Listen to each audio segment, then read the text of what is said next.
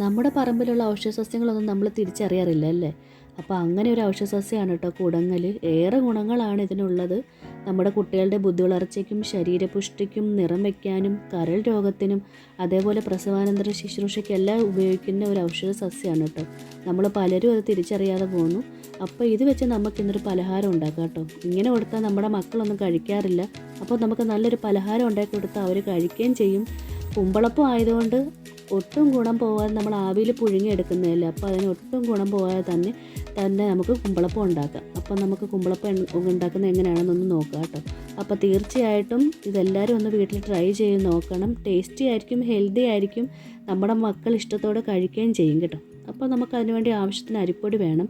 പിന്നെ നമുക്ക് ആവശ്യത്തിന് ഉപ്പ് ചേർത്ത് കൊടുക്കാം. മക്കൾക്ക് കൊടുക്കാനായതുകൊണ്ട് 2 പഴം കൂടി അരിഞ്ഞിട്ട് കൊടുക്കാം കേട്ടോ.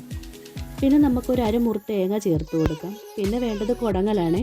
കുടങ്ങൽ ആവശ്യത്തിന് വെള്ളം ഒഴിച്ച് ഇതിലേക്ക് ചേർക്കാനായിട്ട് അന്ന് അരച്ചെടുക്കാം. അരച്ചെടുക്കുന്നതുകൊണ്ടും മണവ്യത്യാസമോ ടേസ്റ്റ് വ്യത്യാസമോ ഒന്നും വരുമെന്ന് പേടിക്കേണ്ട, ഒന്നും ഉണ്ടാവില്ല കേട്ടോ. അപ്പം നമ്മുടെ മക്കൾ കഴിക്കുകയും ചെയ്യും. ആവി പുഴുങ്ങുന്നതായതുകൊണ്ട് ഒട്ടും ഗുണം നഷ്ടപ്പെടില്ല കേട്ടോ ഈ ഇലയുടെ. പിന്നെ നമുക്കിത് അതിലേക്ക് ഒഴിച്ചു കൊടുക്കാം. പിന്നെ നമുക്ക് വേണ്ടത് കരിപ്പോട്ട് തിളപ്പിച്ച് നമുക്കിതൊന്ന് അരിച്ചു കൊടുക്കാം. പിന്നെ നന്നായിട്ട് മിക്സ് ചെയ്യണം കേട്ടോ. പിന്നെ ഒരു അരമണിക്കൂർ നേരം റെസ്റ്റ് ചെയ്യാൻ വെക്കാം. പിന്നെ നമുക്ക് കുമ്പിൾ കുത്തി ഇത് അതിലേക്ക് ചേർത്ത് ആവിയിൽ പുഴുങ്ങിയെടുക്കാം കേട്ടോ. അപ്പോൾ ടേസ്റ്റിയും ഹെൽത്തി ആയിട്ടുള്ള കുമ്പളപ്പം റെഡി ആയിട്ടുണ്ട്. എല്ലാവരും ട്രൈ ചെയ്ത് നോക്കുക കേട്ടോ. ഇഷ്ടപ്പെട്ടെങ്കിൽ സബ്സ്ക്രൈബ് ചെയ്യണേ.